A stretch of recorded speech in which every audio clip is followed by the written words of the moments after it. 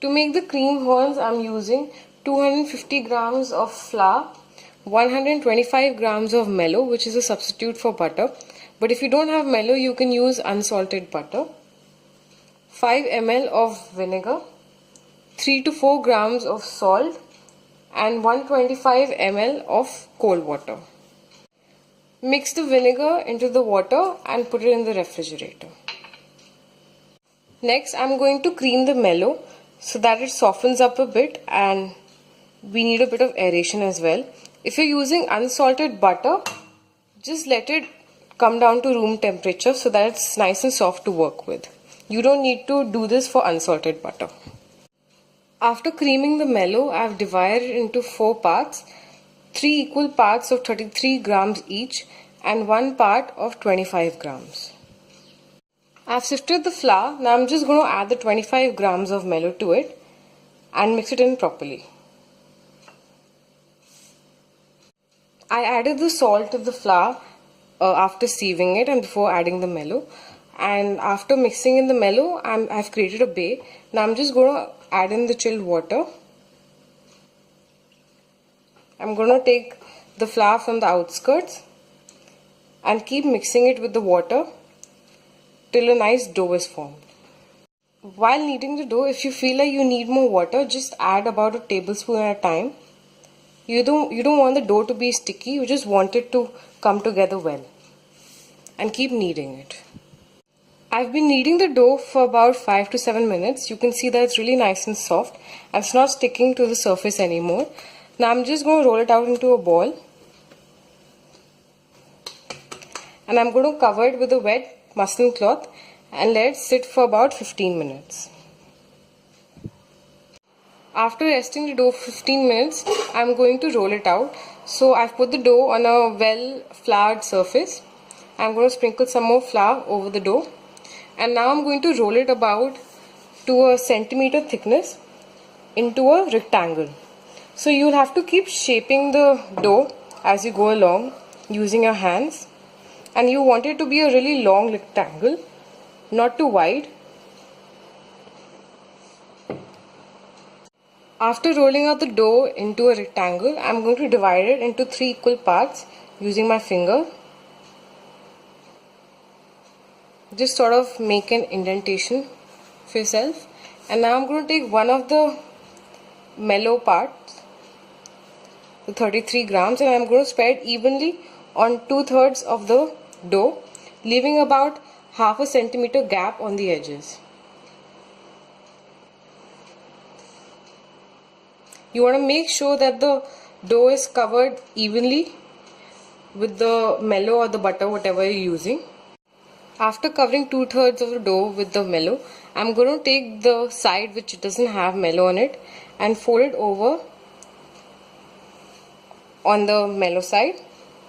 Make sure there are no air pockets inside, so just press it down a bit.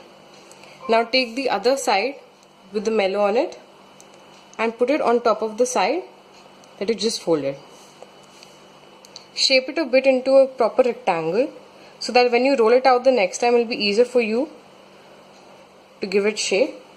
Now I'm just going to cover this using a cling wrap.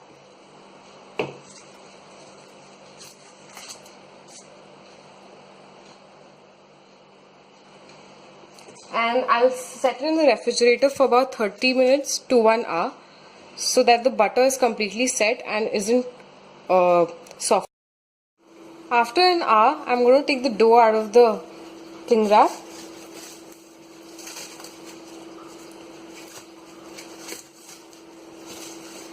I'm going to sprinkle some flour over it again, and again I'm going to roll it out into a rectangle like I did earlier. And I'll be repeating the same step of rolling it out into a centimeter thick rectangle and covering it with Mellow, 2/3 of it, and then again folding it. So I'll be repeating the same process 2 times more. After you've refrigerated the dough for the 3rd time, you're going to roll it out again into a rectangle of about 1 centimeter thickness. After rolling out the dough into a rectangle, I'm going to give it a book fold, which is basically you divide the dough into 3 equal parts again. Take any one side, fold it over the middle half and fold over the other part on top of it. And again you cover it in cling wrap and refrigerate it for half an hour to 1 hour till it's firm. I roll out the dough into about half a centimeter thickness. Now I'm going to cut out 1.5 centimeter thick strips from it. So just measure it using a scale.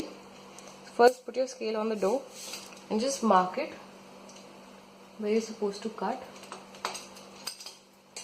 And then cut out a straight strip from it.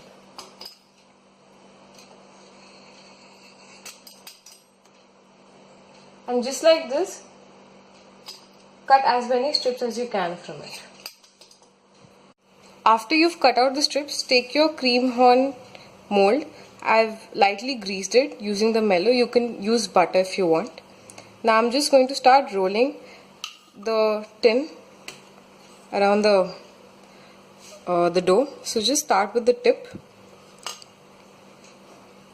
and it'll take some time to sort of master this actually. Make sure that the strip keeps overlapping itself, otherwise when you bake it will open. And tightly roll it around the cone like this.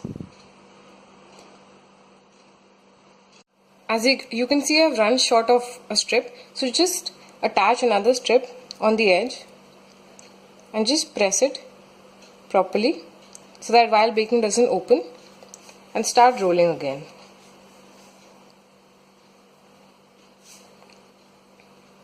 I trimmed off the excess right before the mold stops, and I'm just going to press it properly into the dough so that while baking it doesn't open.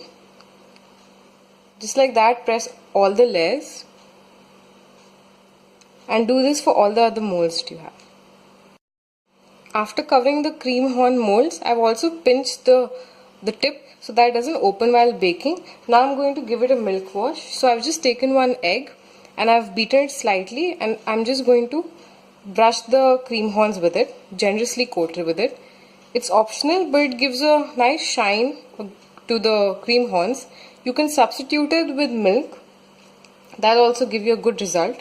So I'm just going to coat these properly with an egg wash, and I'm going to bake them at a preheated oven at 250 degrees centigrade for about 20 to 25 minutes till they're nice and golden and cooked properly. The cream roll took about 30 minutes to bake properly. I also took out the tin in between so that they could cook from the inside. Now that they've come to room temperature, I'm going to fill them some whipped cream. So I just whipped up some non-dairy cream. It already has sugar in it. You can also use dairy cream. Take about 1 cup of cream and add as much sugar as you would feel like, and whip it up to stiff peaks. And I've added a star nozzle tip to it, and I'm just going to pipe in. So just insert the piping bag and keep pulling it while filling the cream roll like this. So I'm going to do it again. Put in the piping bag and just keep pulling it till you fill to the top like this. Once you've piped in the cream, let them cool in the refrigerator completely before serving.